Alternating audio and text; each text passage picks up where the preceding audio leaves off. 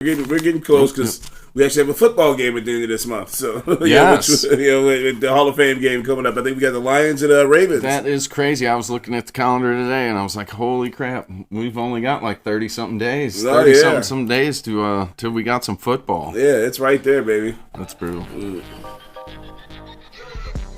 Friends, countrymen, fellow degenerates, welcome back to the episodes of Bets and Buds. We the Buds help you catch your bets. I am Jason Smoking Token. I'm Bobby Light. Welcome back, everybody. Welcome back. We are in the throes of summer. We're hitting up on 4th of July weekend here. 4th of July 4th of weekend. July. Happy birthday, America. Happy birthday. Actually, today is actually the actual birthday because they didn't sign the Declaration of Independence. So today's the actual day that we won our independence from Happy Great birthday. Britain. So 249 years now. Absolutely. Yep. We're still rolling this motherfucker somehow, some way. Yep. All right. So how you doing, brother? I'm good, brother. I'm good. All right. So let's dive into this action here. I guess let's jump into Cardinals action first here. They got swept by the Pirates. Not only did they get swept, they got shut out every game. All 3 games. All 3 games. So this is the bad statistic from it all, because if you remember, they lost the last 2 losses against the Cubs were both shutouts. Yes. So they haven't actually scored a run against a National League opponent in 47 innings now. That's rough, man. 47 innings.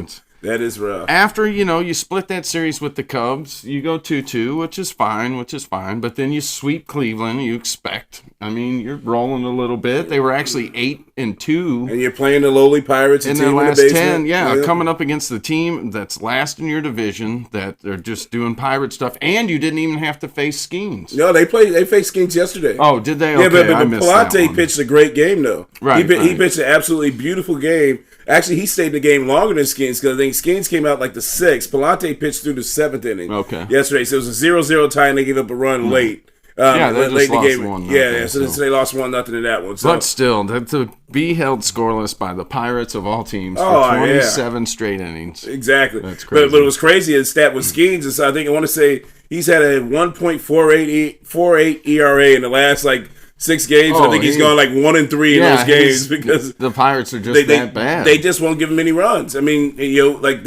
actually scored because they outscored the Mets the series before. I want to say 34-3. 34-3. Yeah, 34-3. So their pitching has been doing well, and they produce their bats produce them. But anytime Skeens gets on the bump, they're not producing. They just can't do it. They're like, this boy's got it. And no, we've seen that here in St. Louis before too. And he's having with Wainwright all the time. They just would not give him run support. Exactly. So. It is with the Cardinals. They're 47-41 right now. Yeah, they're 47-41, 4.5 games back. So I mean, you're still you're technically tied for that last wild card spot with the Padres, but you played 2 more games than that. Yeah, so. And they're only a half game back statistically, technically. So I mean, we're still in it. We still got a lot of baseball to go here. We haven't even hit the All-Star break yet. So. Let's see what happens going in the second half. No, but that is to be shut out 5 times in your last 8 games. That's rough. Madness. Well, it's really about the inept offense. I mean, if you look at it, yes, Donovan's having a good year. Burleson's had a decent season, but I mean, your home run leader is Nootbaar and Contreras with 11. Yeah, I mean that's especially when you got guys like what was it, Cal. the big guy, dumper the from guy Seattle. up in Seattle.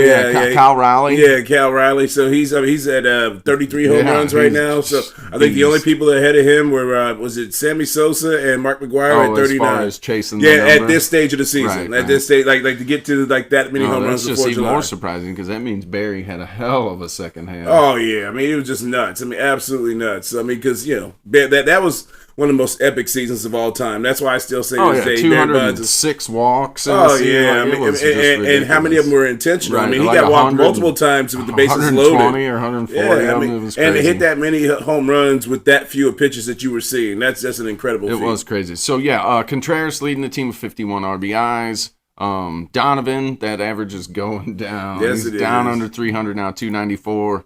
He's still got 90 hits, so he's still up there in hits. Mm-hmm. But he's losing out on that chance to get to 200 if he doesn't pick it up here shortly. Yeah, he's going to have to definitely pick it up. But we'll see what happens in the second half because we've got a long way to go here. Yeah, we're still only 88 games in, so what would that make? So 74 left. Yep, so we're getting close because we actually have a football game at the end of this month. So, yes. The Hall of Fame game coming up. I think we got the Lions and Ravens. That is crazy. I was looking at the calendar today, and I was like, holy crap, we've only got like 30-something days. 30-something days till we got some football. Yeah, it's right there, baby. Before we dive into some football, though, let's talk about the Blues and a little free agency here in the NHL. We've also got the NBA free agency going on. There's just so much going on in the NBA, I can't even. It's tough to keep up with because it's been a lot of action. And it's hard to keep up with the NHL, too, especially with all the funky names, like I've said before. So we'll just kick over some of the things the Blues have done. Earlier this week, they traded Zachary Bolduc for a kid named Malloy, a right-handed shot defenseman. After the Noah Dobson trade between the Islanders and Canadiens, they deemed this kid expendable. He's 22 or 23 years old in there. I've heard both. In that range, but he's probably going to be in your top 6 next year. I mean, they're banking on this kid to come in because they put Nick Leddy on waivers today. Did they put him on waivers? Yep, they put him on waivers today. They're hoping somebody will pick him up. Somebody might pick him up. Somebody will pick him up. I mean, he's a veteran defenseman. I mean, somebody. Yeah, he's a left-handed veteran defenseman, so he could definitely be your 7th guy for sure. Oh yeah, absolutely. Veteran contract. So the Blues have made 2 signings, and they're both centers so far. We've picked up Pius Suter just a little while ago, 2 years at $1.25 million. A little bit more than I thought he would get, but I mean, he's going to take your spot of one of these guys is going to take the spot of Radek Faksa, who re-signed with Dallas yesterday. And we also signed Nick Bugstad, another centerman. He's older gentleman, 32 years old, so he's been around the league for a while. So veteran guy, you'd be probably using your 4th line? Yeah, he's going to be a 4th line center. Probably a 4th line center. Pius Suter probably is going to play your 3rd if everything works out right. That means Sundqvist might be waived or let go quietly. Or he could end up being like your 17th or 19th man, sitting in the press box. He's a veteran. He's not going to get upset. Maybe even move him out to a wing on the 3rd, 4th line. You could potentially. It's just his. Hopefully, this will be the 2nd year back from that knee surgery. Yeah. So I mean, maybe like they see he might not be. Maybe he picks something up. Yeah. But he's getting up there in age. Right. But we'll always love Sonny. We'll always love Sonny. 2019, it was a magical run, baby. Oh yeah, it was a magical run. So in other NHL news, Mitch Marner being traded to the Vegas Golden Knights after signing 8 by 12. Yeah, 8 for $96 million. Okay. I don't know how Vegas keeps doing it, but they keep finding. Well, no state income tax. You're living in Vegas. Somehow they find a way. No, I mean just to keep under that salary cap. Oh yeah, but they find. Well, but again, that's a great sell though. It's like for a lot of guys. Because he probably took less money than $12 million. That's still a chunk of change. Oh, that's a good chunk of change, absolutely. But not when we talk about those NBA contracts because which we'll get into very shortly. Here. But I mean that did lead to the trading of Nick Roy to Buffalo. So I mean they did have to move some money around. The big thing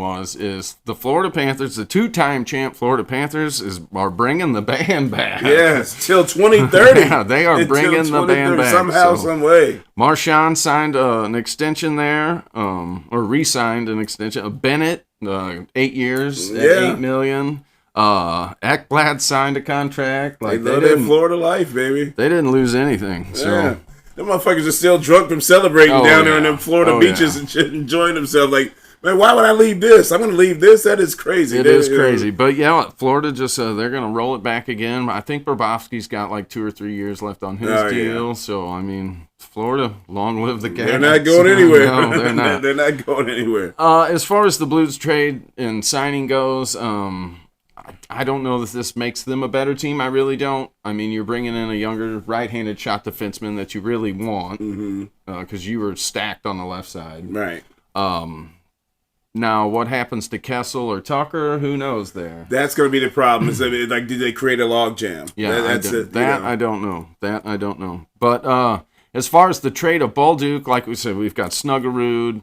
You've got Theo Lidstein waiting in the wings. Otto Steinberg waiting in Dvorsky. I mean, you just got, like I said, Snuggerud coming out of college. Oh yeah, I mean, I think he's going to be special. And he's going to be a sniper. Yeah, he's going to be special.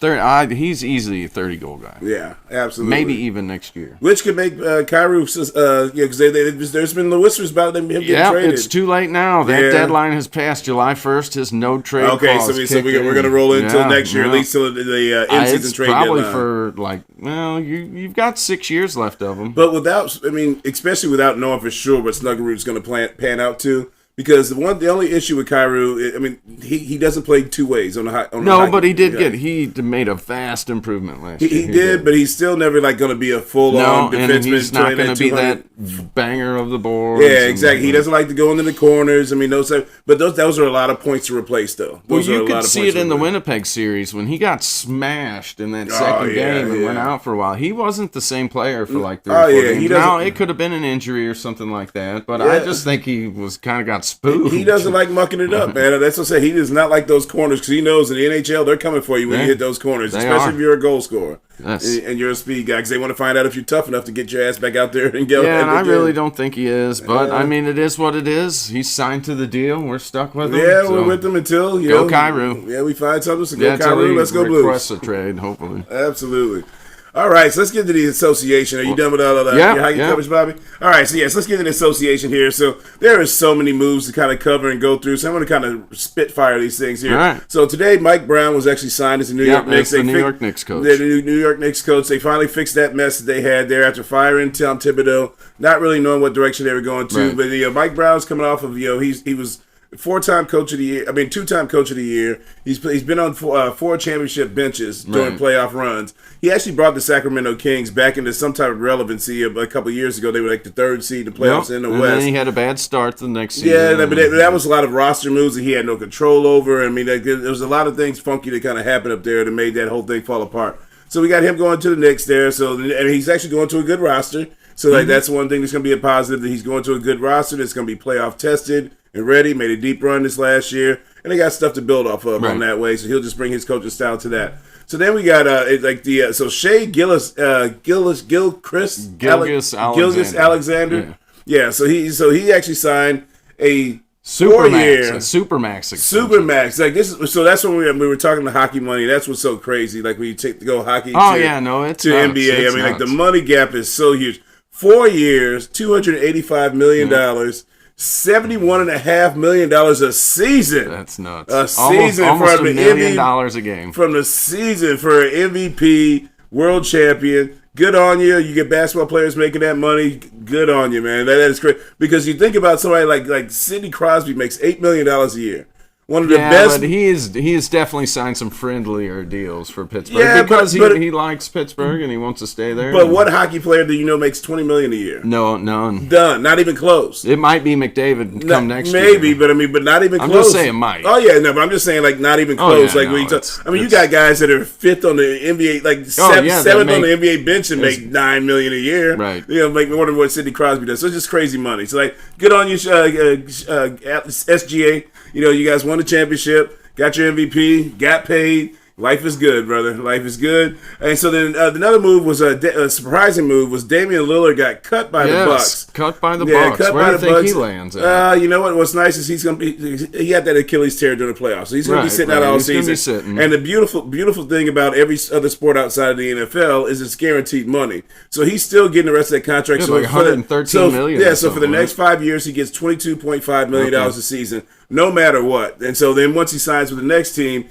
he's going to still get paid. Yeah, so he's going to be living good. He's going to, as far as that's concerned, and he also has a choice being a free agent. How old is he now? 35. I want to say, Damian Lillard. He's 35. So, but like I said, he can get himself back into some basketball shape. At 37, come be one of those guys that comes off the bench, make some decent money, give him Dame time, for some playoff contender, because you never know what's going to happen. Because the way the NBA is shaped up now, everybody kind of has a chance. It's not like everybody's blowing their Achilles out in the playoffs. Oh yeah, that's I don't know if it's a combination between the low top shoes, because that thing blew my mind, because my daughter's a basketball player, right? And so when I started going shopping for shoes and seeing that.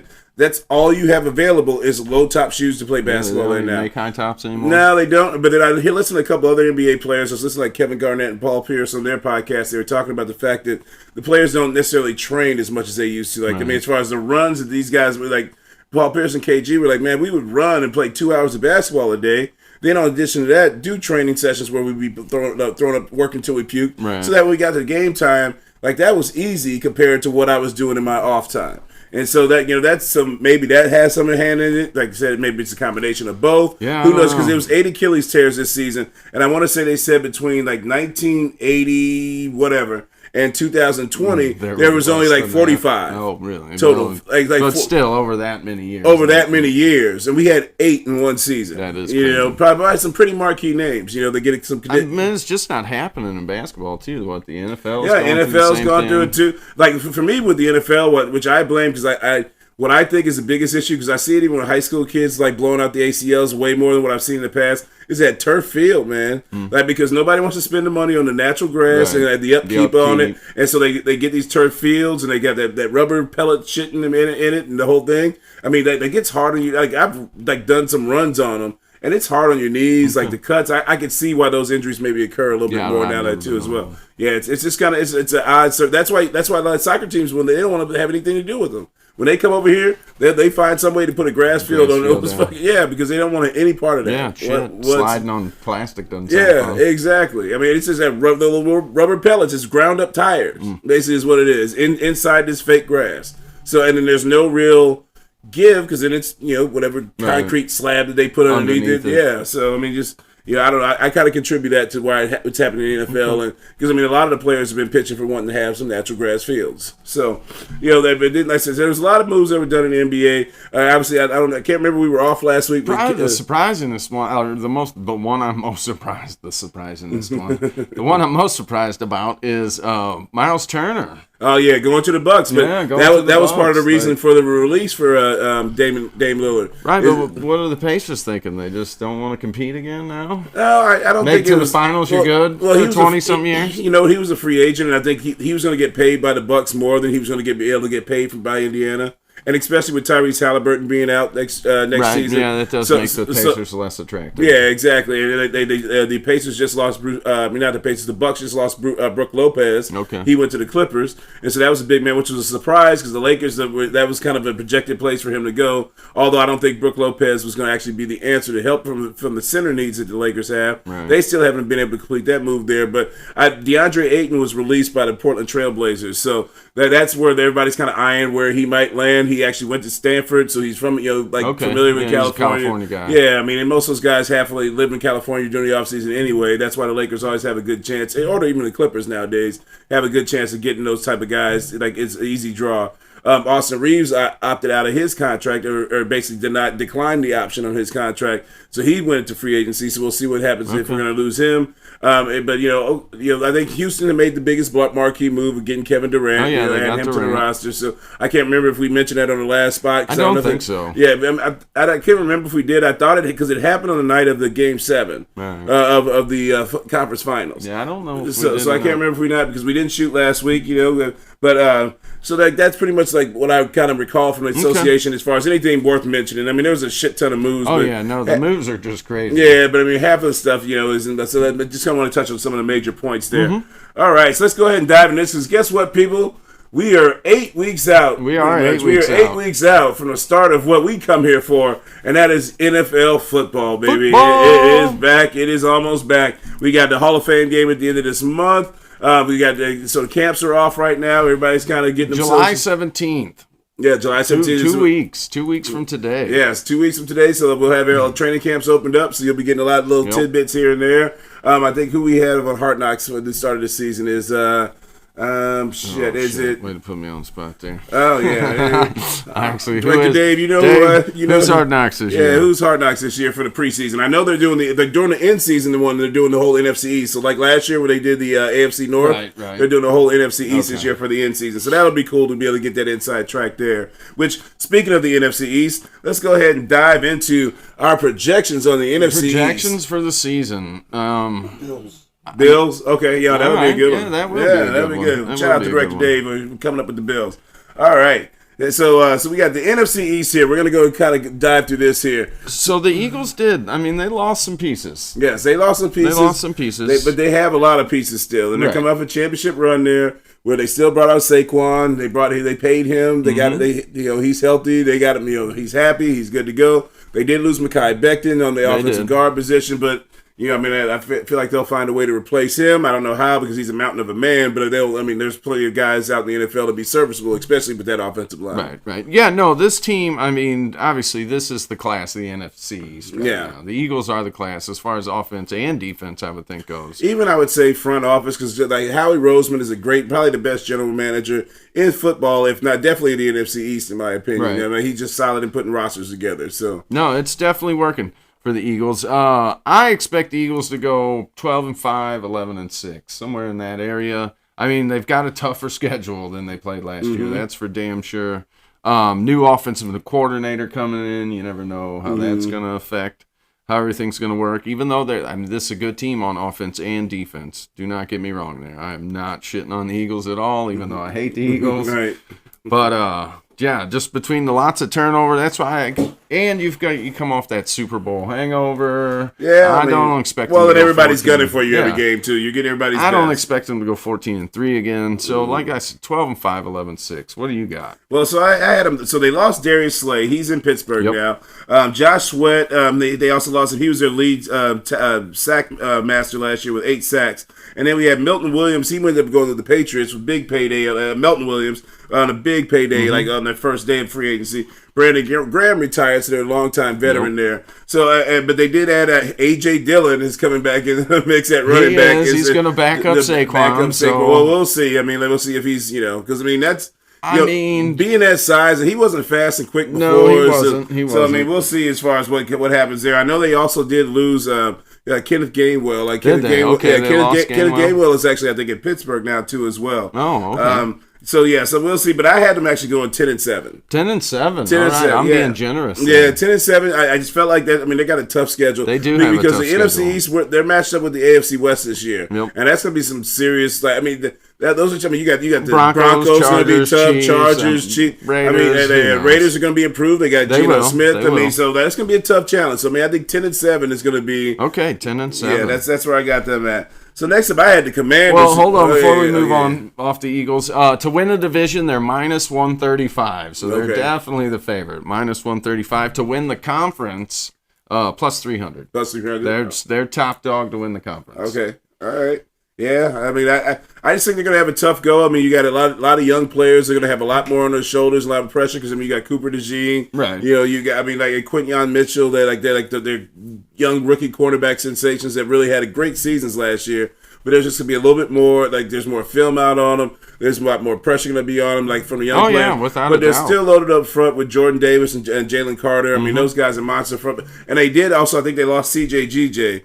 Off their team too as well, the safety. Okay. Yeah, and then C.J. Johnson. Yeah. So I think they lost him too. But they did draft Malachi Starks with their first round draft pick out of Georgia, who was one of the best safeties coming out of this draft here. And the Eagles, like I said, that's the only reason why I say Howie Roseman is probably the best GM in the NFC, if not all of football, because he kind of constantly restacks that roster with great draft picks. He does. All right, constantly. You got him going 10-7. I got 11-6, maybe 12-5. All right. So next up, we got the Commanders here. So the Commanders really didn't have any notable losses, but they had a great surprising run last year. I don't think anybody, if you had asked them at the beginning of the season, didn't. They cost me $100. Yeah, expected them to go to the NFC East, NFC Championship.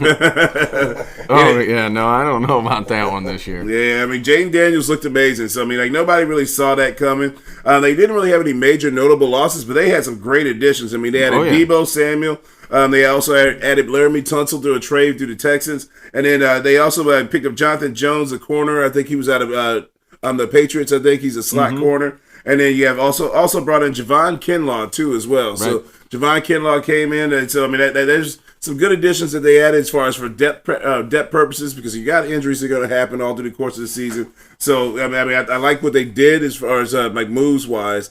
But For me, my personal opinion, like I feel like there's going to be a little bit. Do you think they got a regression from? I feel like there's going to be a little bit of regression. I think, and I don't think he's going to play poorly. I just think there's just going to be that naturally, just kind of like C.J. Stroud. Like last year, C.J. Stroud didn't play poorly. No, but he wasn't as good as the year before. Yeah, I mean, but he dealt with a lot more adversity because they didn't block well. I mean, they didn't. Yeah, I mean, there's a lot of things that were thrown at him that weren't beneficial to him succeeding. That also the injury early to Tank Dell. Well, that was one of the notes I wrote down here, like just the continued growth. Like of Danielson on that offense, learning that offense, because you got to remember he was a rookie last year, and and put that team on his back a couple of times. But you got but the coordinator came back, so I mean we'll be back. He'll be back in return. What's his name? He was the Cardinals coach. Oh, not the Wilkins. That's Kyle. The old quarterback from Texas Tech, Kyle Kingsbury. Yeah, Cliff Kingsbury. Cliff Kingsbury. Yeah, Cliff Kingsbury. There it is. I'm the fucking Kyle. Cliff Kingsbury. All right. So so for me, I feel like there's going to be a little bit of regression. I got them going 8-9. Ooh, you got Washington going 8-9, huh? They got again, like I said, they got a tough schedule, man. They've got a tough schedule this year. I've got them actually 10-7, 11-6. I think they're going to be battling at Eagles for that division win. Which is going to be surprising. I want to hear what you say about the Cowboys now. Okay.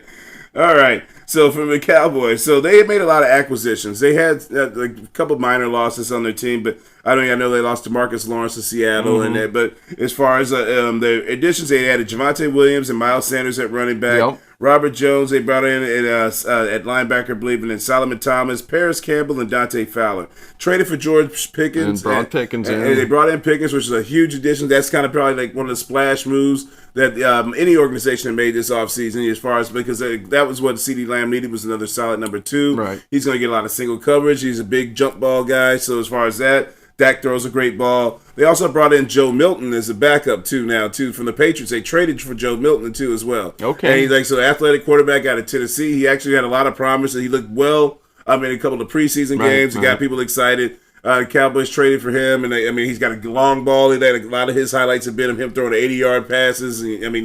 Like from a standing position, 80-yard bombs. He's got a cannon. Huh? Oh yeah, he's got a cannon. So at least if something happens with Dak, just because we've seen last couple of years, things have kind of happened, and they have. Joe Milton could be one of those splash Willie Beeman type. So no more Cooper Rush, huh? Yeah, no more Cooper Rush. I think Rush is with the Ravens, I believe. Okay, Rush time's over. Yeah, Rush time is over. Which good on you, Rush. We salute you because you got us some wins and carried us through. So he did. Kept the seasons from getting pretty miserable when Dak went down a few times there. So for the Cowboys, for me, what I had them kind of landing this year is 8-9 too as well. Okay, I had 8-9, 9-8 written down here. So I had 8-9. Hover right around. Again, I just feel like this. I mean, the division I feel like is going to be solid. It's improving, but this is a tough schedule, man. Right, it is. Yeah, I mean, you're like that AFC West matchup is going to be difficult. I mean, then they've got the Lions. Yep. They play the Lions. Because I think they're also matched up against the NFC North too as well. They play the Packers. Yeah, they play the Bears, the Bears, the Vikings. Yeah. I mean, like that. They've got a tough. Like the NFC East has some tough sledding going through. I mean, all the schedules are tough. That's why I backed off as far as win total, except for Washington. But I hate even doing projected win totals just because of the fact that it's so hard to project because you never know that breakout star that happens. You don't know what injuries, how they affect and change things very rapidly. Yeah, I mean, there's so many things that happen. Like I said, I bet with Director Dave last year that Dallas would have a better record than Washington, and that was not the case. Yeah, I mean, you just never know that. But that's why it's the greatest league on earth. That's in my opinion. So last up to wrap up the NFC East, do we gotta? Yeah, we might as well get it over with. We don't have to spend a long time on them. But let's talk about these New York football Giants. Yeah, the Giants. So what do you think here? What I'm thinking, they brought in Wilson and Winston to be stopgaps this year. Both of them will play at some time. It just depends. Like, Winston's going to come in and have a game where he'll throw 4 touchdowns and win them game. They'll probably name him the starter the next week, and then they'll throw 4 interceptions. 3 of them will be pick sixes. This team's going to be bad. Yeah, this team's still going to be bad. Brian Daboll better hope it's not bad, but he's probably looking at if they start out 0-7, 0-8, I could see him easily getting fired mid-season. Yeah, I mean, calling it a wrap. Going through their schedule, I didn't really see many victories out there, man. Maybe they steal a game versus Washington or the Cowboys or the Eagles, because it's a division game. Division game, and their defense has a chance of being really good, though. I mean, they drafted Carter. Yeah, Abdul Carter out of Penn State. So Alexander, right? What's that? Dexter Lawrence. Yeah, Dexter Lawrence. Yeah, you got Dexter Lawrence, Sexy Dexy. You still got him in the middle. You got Kayvon Thibodeau on the outside there too, and you still got Brian Burns. So I mean, they're loaded on their front seven. that front seven is legit. Yeah, that front seven is loaded. It's just going to be able to hold up on the back end. This is the offense again. I mean, are you going to keep throwing to the same guy? What do you get? 150 something targets. Well, yeah, I mean, but they drafted somebody though. I thought late in one of the later rounds, it was somebody that I thought maybe was decent enough wide receiver. I mean, but you never know. That's why again, it's so hard with the projections because you have no clue what these rookies. But they brought in Jackson Dart. They're hoping he's going to be the heir apparent, and they like him so far. They definitely like him. They drafted Scadaboo at running back. Yep. So I mean, we'll see. He's not going to break any long ones. No, he's not. But he might have some rough excitement. You know what he reminds me of? Like when I watch him run, he could potentially be. Who's that? Like a white version of Marion Barber. Okay. Remember Marion the Barbarian? Yeah. Oh, yeah. He wasn't ever going to break one off. Yeah, he wasn't going to break one long, but he's going to give you some exciting 3-yard runs. That one out of the end? Yeah, the one out of the end zone. He gained like 2 yards. One of the greatest 2-yard runs in NFL history. He's backed up and almost gets tackled 5 yards into the end zone. Yep. Breaks about 5 to 6 tackles and gains 2 yards all of a sudden, to keep him from being... Kept him around the safety. Yeah, and keep him from getting stuffed in the end zone. So, you know what I mean? Like, so that's kind of my comp to him, honestly. I got the Giants. I'm being real generous here, like 4-13, 5-12. That's super generous. Super generous. I came up with 3-14. 3-14. 3-14. That was the only amount of win, just because I feel like it's going to be so much dysfunction with the quarterback position. Right. I mean, I still feel like there's still some issues within the organization as far as from an offensive line standpoint, as far as, even in the secondary, what they're going to be able to do as far as, even if the pass rush may be able to get home, are they going to be able to hold up on the back end? So yeah, because I don't remember any big splashes they made in free agency or anything like that. No, they did bring in Javon Holland. Okay. They brought him the safety out of Miami. They brought him in, but again, I mean, he can make plays, and he actually is a good leader on the defense to get guys lined up in the right places. But it's just, we just got to see how it all comes together. Yeah, we'll just see what that defense looks like, because it will be the Giants' defense. Yeah, that's going to be the only thing keeping them in games will be the defense for sure. Okay, so before we get off here, I'll run it down. To win the division, Eagles -135, Washington at +205, Cowboys at +600, Giants at +2,500. To win the conference, it's +300 for the Eagles, +900 for Washington, and they're actually fourth best as far as to win the NFC. Cowboys 2,800 and then Giants 8,000. Yeah. That's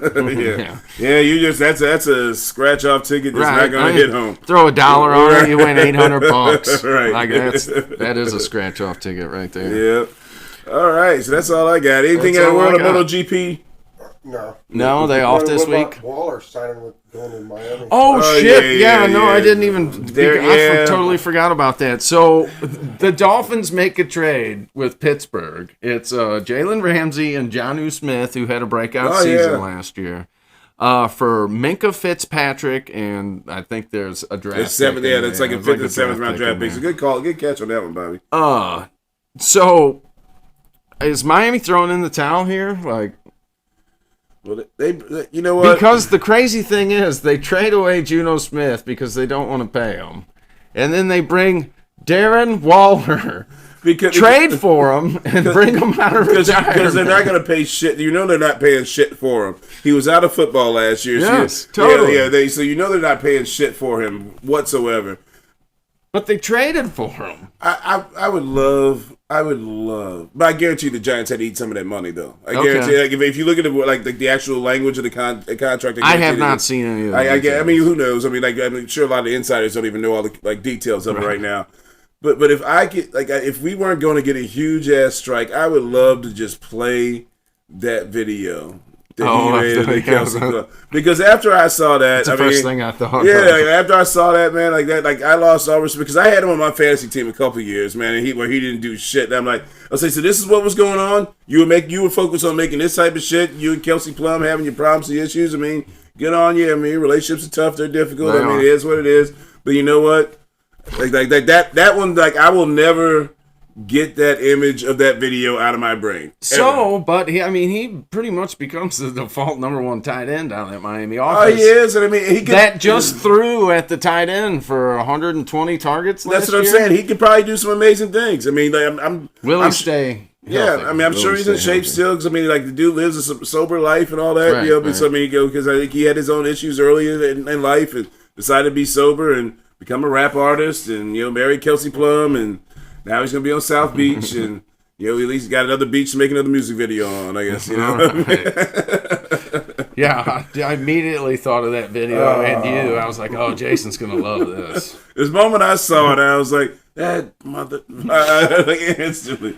You're going to end up drafting him in 15th round this year. No, I won't. He will never be on my fantasy team ever again. I don't want anything to do with that son of a bitch. 2 years in a row he was on my team. Oh, yeah. We're, 6 weeks out from the draft? Oh, yeah. 7 weeks out from the draft. We're coming. It's all coming. We're right here, baby. We're right here. So you see the giddiness that football season is coming. So come on, Missouri, let's get this gambling shit going. No shit. All right, which we'll break that down a little bit because you're going to see a new Jason Smoking token this year from a gambling standpoint, and I'll be breaking that down during the course of the season here. So shout out to Director Dave for keeping us simple on the ones and twos. And shout out to True on the Track for blessing with those beats. Make sure you hit that like and subscribe button. Add to the comments section. We'll be bringing this content to you all season long. I'm Jason Smoking Token. I'm Bobby Light. Peace. Yeah, football almost, baby.